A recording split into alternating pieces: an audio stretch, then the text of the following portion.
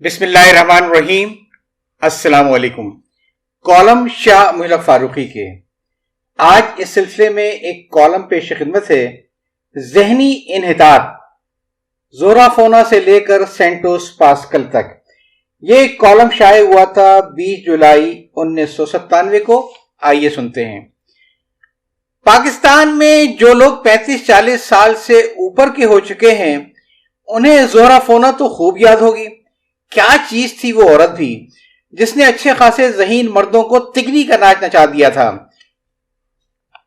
جن لوگوں کو وہ واقعہ نہیں معلوم یا جو لوگ وقت گزرنے کے ساتھ زورا فونا جیسی عورت کو بھول چکے ہیں ان کی اطلاع کے لیے عرض یہ ہے، زورا فونا انڈونیشیا کی ایک گمنام اور غیر اہم عورت تھی جس سے اس کے اعزاء و اقربا کے علاوہ شاید کوئی بھی واقف نہیں رہا ہوگا۔ یکایک وہ حالت گمنامی سے باہر آئی اور یہ اعلان کر کے دنیا کو حیرت زدہ کر دیا کہ اس کے بطن میں پرورش پانے والا بچہ نماز پڑھتا ہے اور اس کے نماز پڑھنے کی آوازیں بطن مادر سے باہر آتی ہیں۔ اس اعلان کو سیدھے سادے مسلمانوں نے اسلام کا ایک بہت بڑا معجزہ سمجھا۔ زورا فونا کی زیارت کرنے کے ساتھ ساتھ اس کے پیٹ میں پرورش پانے والے بچے کی غیبی آوازیں سننے کے لیے جوق در جوق اس کی قیامگاہ پر پہنچنے لگے۔ شاید ویسی ہی غیبی آوازیں جیسی آصف علی زرداری صاحب ان دنوں پابندی سے نماز پڑھنے کی بدولت سن رہے ہیں۔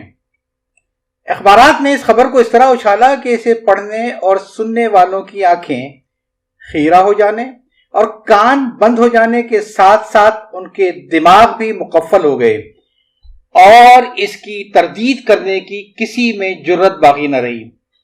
انتہا یہ ہو گئی کہ اس فرضی بچے کی غیبی آوازیں سن کر انڈونیشیا کے صدر بھی اس کی حقانیت کے قائل ہو گئے اور زورا فونا کے قریب جائے نماز بچھا کر انہوں نے بھی نماز کی نیت باندھ لی۔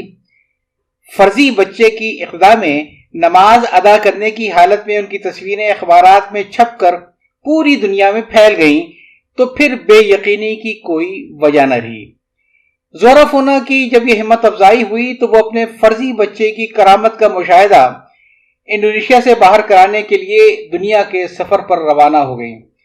خدا جانے کہاں کہاں سے ہوتی ہوئی اور کیا کیا نذرانے بٹورتی ہوئی اس نے پاکستان میں بھی قدم رنجہ کیا۔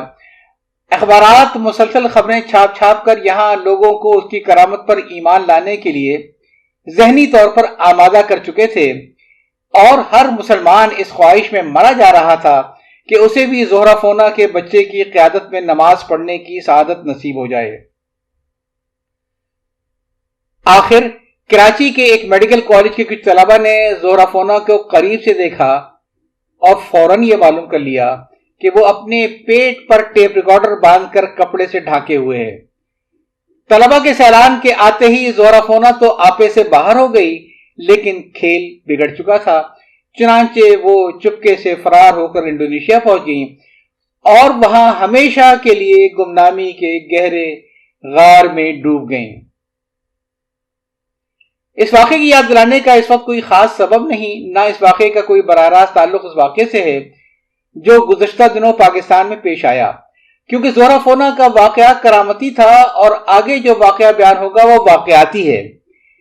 بہرحال اس قصہ پارینہ کو دہرانے سے میرا مطلب صرف یہ بتانا ہے کہ گزشتہ 30 برسوں میں ہم ذہنی انحطاط کے کس مرحلے پر پہنچے ہیں۔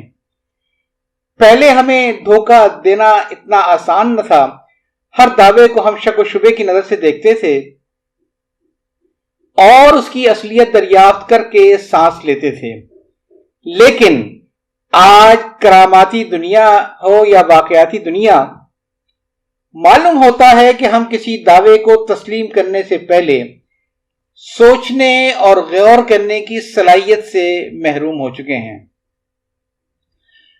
ہم ہر طرح سے مسحور ہو چکے ہیں۔ اب تو اگر ہم کروٹن کے پتوں پر کسی کی تصویر آنے کی خبر سن لیں تو آمنا صدقنا کے علاوہ کچھ نہیں کہیں۔ دراصل کروٹن والی بات میرے ذہن میں کسی خاص واقعے کی بنا پر نہیں بلکہ اردو کے ایک مشہور استاد شاد عارفی کے ایک شعر سے آئی ہے۔ काम की शय है करोटन के वो गमले ऐशाद, वो न देखे मुझे मैं उसका नजारा कर लूं। बहरहाल अब शायर अपने महबूब को करोटन के गमलों के पीछे से देखे या मुकाबिले आईना वाली कैफियत से देखे। बात सिर्फ यह है कि अब हम हर तरह से मशहूर हो चुके हैं और सोचने समझने की सलाहियत से आरी। अब आप खुद ही सोचिए कि किसी मुल्क का कोई वीआईपी किसी दूसरे मुल्क में यूं ही मुंह उठाए तो नहीं चला आता कि आए, दरवाजा खटखटाया और सवाल हुआ कौन? जवाब दिया जनाब मैं हूं सेंटोस पास्कल। कौन सेंटोस पास्कल? जनाब मैं गिनी का वजीर इत्तलात हूं। मरहबा मरहबा, ये आपने बहुत अच्छी खबर सुनाई। वही अशरफी वाली सोने की गिनी जो बहुत पहले 16 रुपए की मिलती थी, अब शायद 5000 की आती है। भाई हमें आजकल अपने कर्जे उतारने के लिए गिनियों की, अशरफियों की और रुपयों वगैरह की बहुत सख्त जरूरत है। आइए आइए मैं सदके में वारी। नहीं नहीं, ये वो गिनी नहीं है, वो तो एक किस्म का सिक्का होता है। मेरा वाला गिनी तो एक मुल्क है और मैं गिनी का वजीर इत्तलात होने के अलावा वहां के सदर का साला भी हूं। माशाअल्लाह भाई, ये आपने पहले बात क्यों ना बताई? साला यानी सारी खुदाई एक तरफ, जोरू का भाई एक तरफ। आप तो बड़े काम के आदमी मालूम होते हैं। प्रोटोकॉल के लिहाज से हम किसी मुल्क के वजीर को अपने सदर से नहीं मिलवाते, लेकिन आप चूंकि अपने सदर के साले हैं लिहाजा आपको स्पेशल प्रोटोकॉल दिया जाएगा। हम आपको अपने सदर से भी मिलवाएंगे और टीवी वगैरह पर भी भरपूर कवरेज देंगे। आ जाइए, दरवाजा खबर खुला है। इज्जत अफजाई के शुक्रिया। यहां इस सोफे पर तशरीफ रखिए। अब ये फरमाइए कि गिनी हमारे मुल्क के लिए क्या कर सकता है? ये सवाल हमने इसलिए पूछा है कि हम अपने अवाम को बता सकें। दरअसल हम अपने अवाम को बहुत अहमियत देते हैं। आप अपने अवाम को बता दीजिए कि हमारा मुल्क दोनों मुल्कों के दरमियान तिजारती मुआहिदों के लिए सिफारतखाना इस्लामाबाद में खोलने के लिए तैयार है। अरे तो क्या इस्लामाबाद में आपका कोई सिफारतखाना नहीं है और आप डंडा डोली किए बगैर अकेले ही आ गए? आपका ताल्लुक तो गिनी, गाफ के नीचे जेर है, लेकिन आप तो बड़े गुनी, गाफ पर पेश यानी करेनी मालूम होते हैं। नहीं नहीं, ये ऐसी कोई बात नहीं है। मेरे पास अपने मुल्क का जारी करदा सिफारती पासपोर्ट है जो 26 जून के बाद भी कारामद है। ये 26 जून की क्या खसूसियत है? क्योंकि ये तो जुलाई का महीना है। नहीं नहीं, कोई खास बात नहीं, ये तो मेरी जबान से यूं ही निकल गया।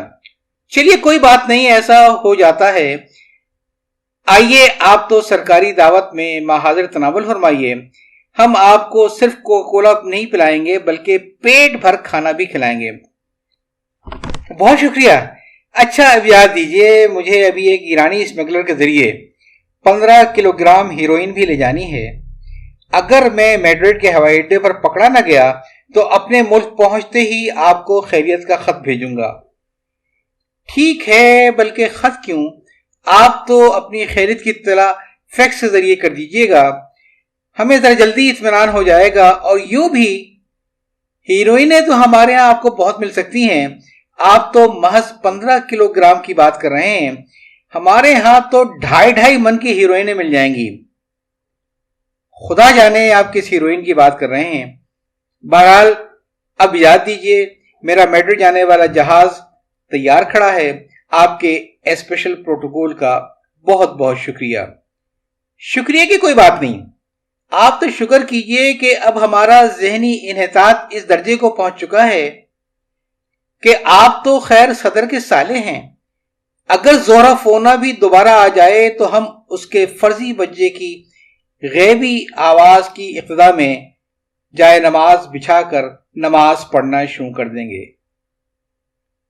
पर्दा गिरता है। इजाजत चाहता हूं। अल्लाह हाफिज।